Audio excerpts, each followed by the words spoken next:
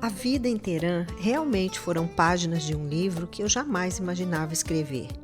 E eu sigo contando como era, de verdade, a nossa vida lá, mesmo nesse momento que o país enfrenta uma crise que o mundo inteiro comenta, mas quase ninguém entende por dentro. Porque Teherã não era só manchete, era rotina. Era acordar com o barulho das mesquitas e dormir com a sensação de que tudo podia mudar de uma hora para outra. Era aprender a ler, o ambiente, o olhar das pessoas, o silêncio que vinha depois de uma pergunta errada. Era fazer compras, trabalhar, pegar o trânsito, rir, cozinhar, receber visita, como qualquer lugar do mundo. Só que com regras invisíveis e um medo discreto sempre sentado ao nosso lado. A frenética Teherã era contraditória, linda e dura, acolhedora e sufocante ao mesmo tempo.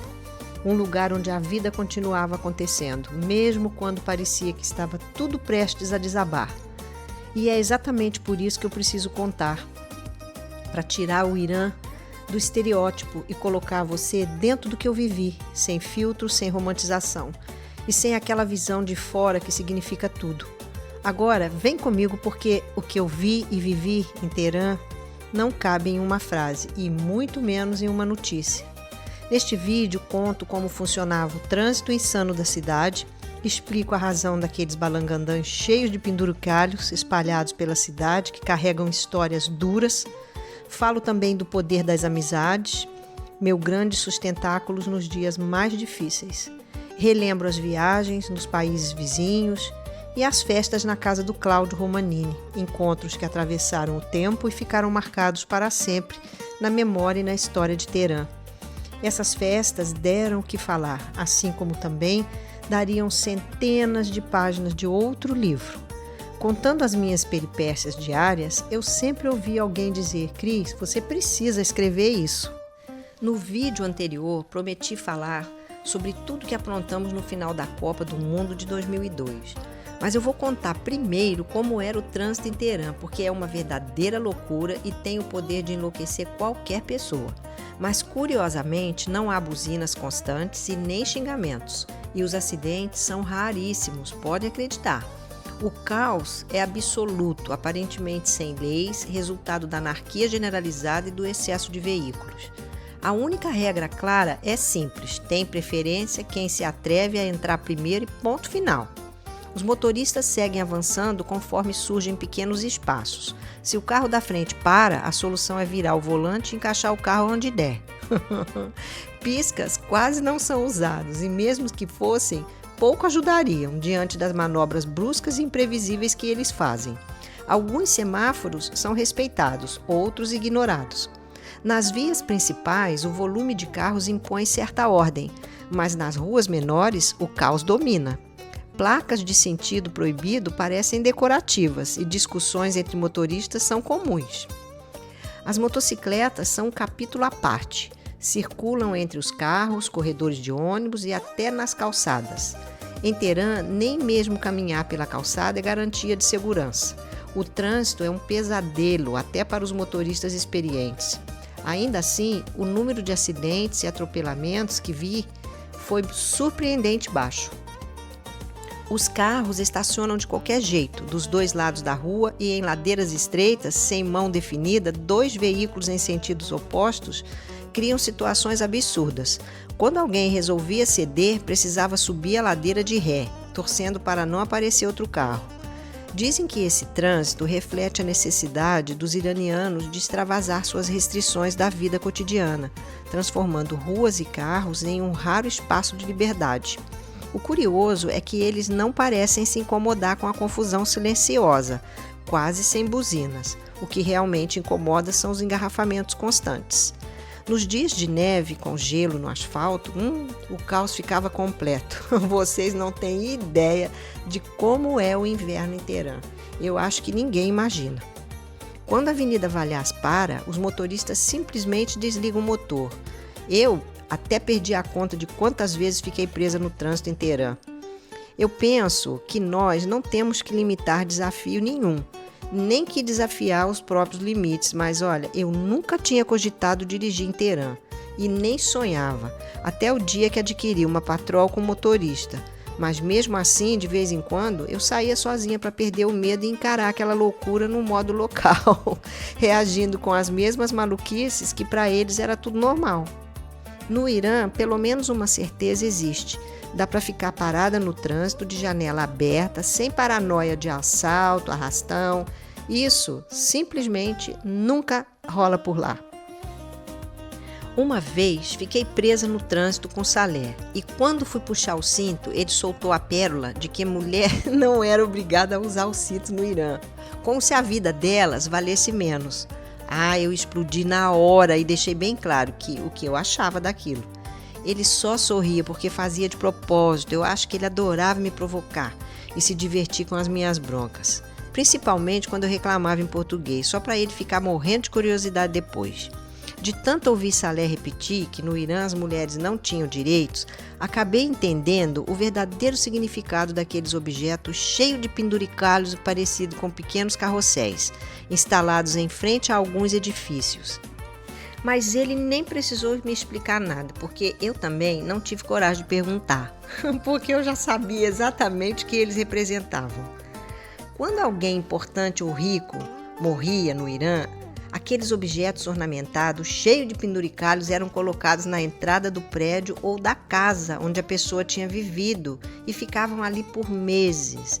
Mas esse privilégio, porém, não era para todos, era exclusivo dos homens, um retrato escancarado das desigualdades daquela sociedade. Olha, eu achava graça, eu penso nisso, eu acho graça, eu não consigo parar de rir. Esses enfeites de luto, eles são chamados de nacaré ou alã, azadari. Alã é azadari. Em contextos mais formais, também recebe o nome de alã.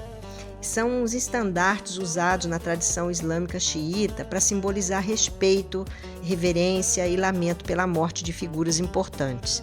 Eu entendia perfeitamente o significado daquilo ali, mas eu sabia que se eu dissesse ao Sadé que eu achava aquilo mó cafonice e um malangandã cheio de penduricalhos, ele certamente ficaria profundamente ofendido, porque ele era muito religioso.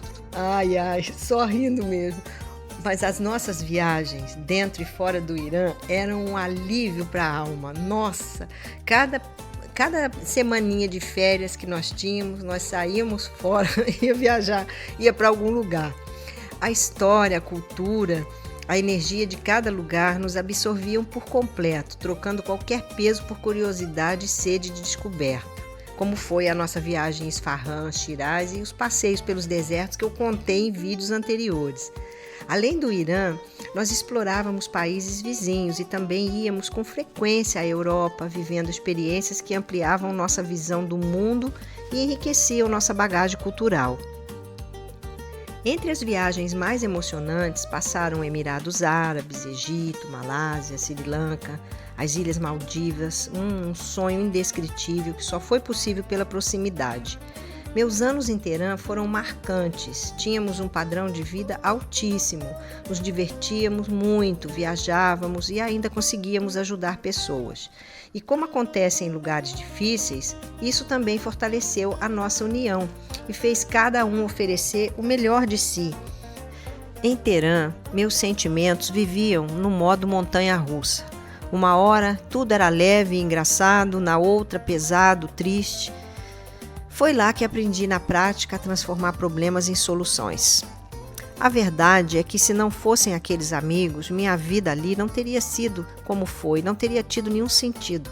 Estávamos todos no mesmo barco, longe de quem amávamos, tentando sobreviver e cumprir a nossa missão, porque todos nós compreendemos que estávamos numa missão.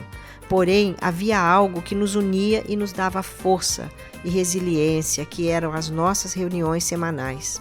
Nós fazíamos uma terapia em grupo e oração, e essa fé e união foi o que sustentou todo mundo até o final dessa missão, que nós acreditávamos estar.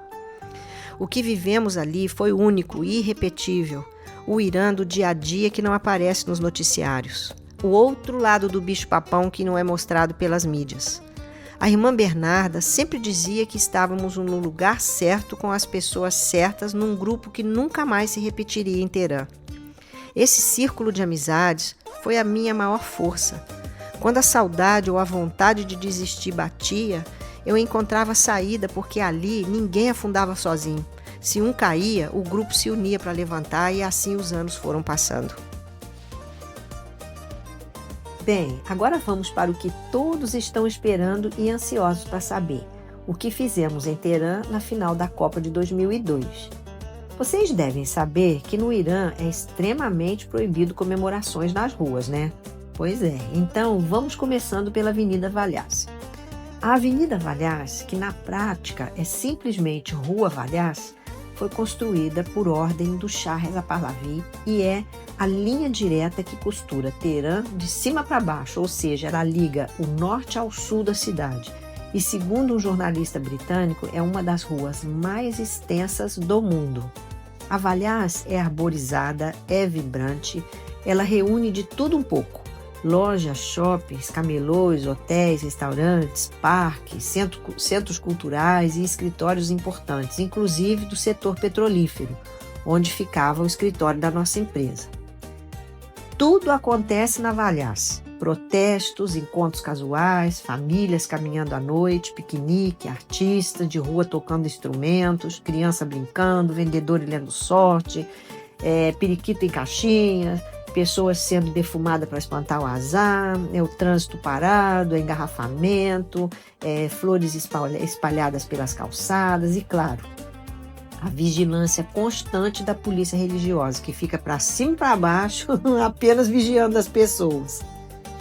Eu mesmo quase tive a orelha cortada por um policial lá na Valhas, mas isso é assunto para outros vídeos.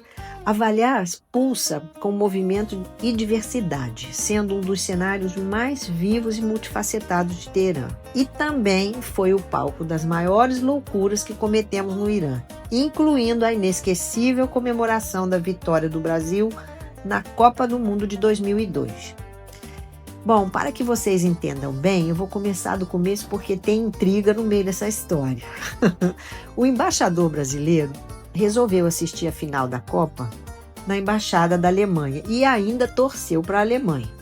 Como sempre, nos deixou completamente sem apoio, enquanto os italianos tinham um embaixador presente, animado e uma embaixada que virava ponto de encontro.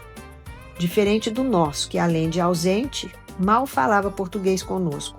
Resultado, a nossa casa virou o verdadeiro clube de Teherã e era lá que tudo acontecia. E foi lá também que nos reunimos para assistir o final da Copa. Ou seja, o jogo entre o Brasil e a Alemanha.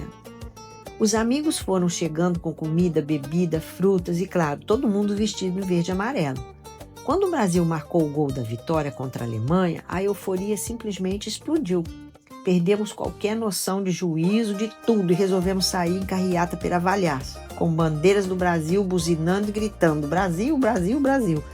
No meio disso, o Ali, que não era acostumado a álcool e tinha tomado algumas caipirinhas, ficou tonto, mergulhou na piscina e feriu a cabeça.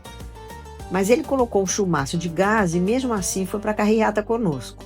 E para a nossa surpresa, juntou uma multidão de iranianos com camisa da seleção e bandeira brasileira, como se Teherã tivesse virado um pedacinho do Brasil por uma noite. Gente, olha, saía gente de toda parte, vestidos nas cores da nossa bandeira. Eu não imaginava a quantidade de gente que se juntou ali naquela carreata. E um fato surreal foi que a polícia religiosa fingiu não estar vendo nada e ainda escoltou a nossa festa, abrindo o trânsito e sorrindo. E aquela foi a primeira vez naqueles anos que eu vi um policial daquele sorrir.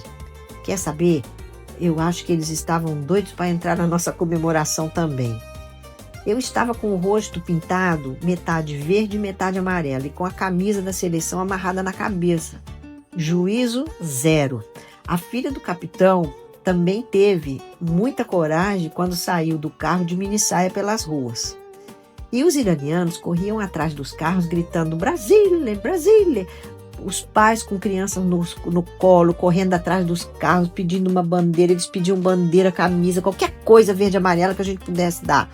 Nas varandas, adultos e crianças gritavam Brasile, Brasile, segurando qualquer pano amarelo ou verde que encontravam em casa.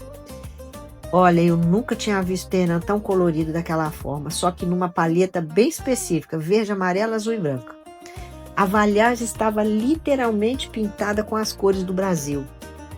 Os jornalistas apareciam correndo para filmar tudo e arrancar entrevistas. A cena mais hilária foi a do Luigi, que estava no carro da empresa com seu motorista, animadíssimo, sentado no banco de trás com a pose de autoridade.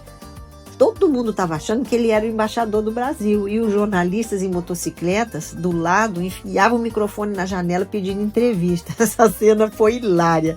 Ninguém jamais havia presenciado algo daquela natureza em Teherã. Fomos notícia em todos os jornais, como sempre acontecia com as nossas loucuras.